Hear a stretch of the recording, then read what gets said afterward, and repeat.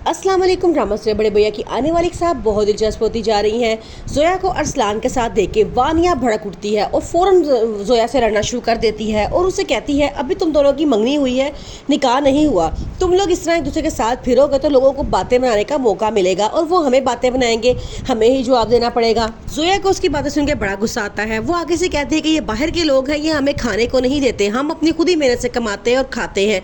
बाहर के लोगों की फिक्र करना आप छोड़ दें, अलबत्ता हमारे घर के अंदर जो लोग रहते हैं उनकी सोच बहुत घटिया है। ऐसे कह के वो वानिया को बहुत जलील करती है, लेकिन वानिया अब ठान लेती है कि उसने जोया को इस बात का ज़रूर बदला लेना है।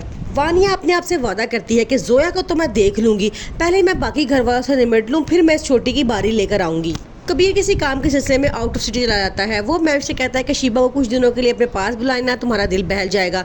मैविश शीबा को अपने पास बुला लेती है तो इस बात पे वानिया शुरू हो जाती है और कहती है कि तुमने इसको क्यों बुलाया है। मैविश कहती है कि कबीर ही जाते वक्त मुझे कह के गए थे कि तुम शीबा को अपने पास बुला लेना, क्योंकि मैं मसरूफ़ होऊंगा तो तुम्हारा दिल बहल जाएगा। लेकिन इस बात का वानिया बड़ा बतंगड़ बनाती है और कहती है कि बाकी घर वाले मर गए हैं कि तुम्हें बाहर के लोगों की ज़रूरत पड़ गई है।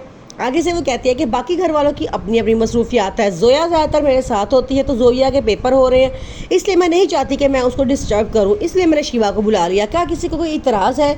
वानिया चुपके के अंदर चली जाती है। अब मिशेल को थोड़ा थोड़ा अंदाज़ा होने लगता है कि मैविश को फ़ोन किसने किया था। वो वानिया से पूछती है तो वानिया थोड़ी सी बात बताती है। उतनी देर में अंदर से अलमीर आ जाता है और आगे कहता है कि भाभी आप इसे क्या कह रही थी। वानिया फ़ौरन डर जाती है और कहती है नहीं कुछ नहीं। वो बात को टालने की कोशिश करती है, लेकिन अलमीर उसे साफ कहता है अगर कोई गलती की है या कोई गलत बात की है तो मुझे फ़ौरन बता दें, मुझे छुपाने की ज़रूरत नहीं है। लेकिन वानिया उसे बात को छुपा लेती है और टाल देती है। कबीर अभी भी परेशान है कि वो कौन सी औरत थी जिसने मैविश को फ़ोन किया था और उसकी वजह से मैविश का मिसकैरेज हो गया। वो बार बार अस्पतालों के चक्कर लगा रहा होता है और वानिया के सामने भी इसका जिक्र कर रहा होता है ताकि वानिया खुद ही बता दे। लेकिन वानिया बड़ी चालाक लड़की होती है। वो कहती है कि मैंने कच्ची गोलियां नहीं खेली, मुझे पकड़ना इतना आसान नहीं है। लेकिन कबीर भी उसका पता लगवा के छोड़ेगा कि कौन है जो उनकी खुशियों का कातिल है।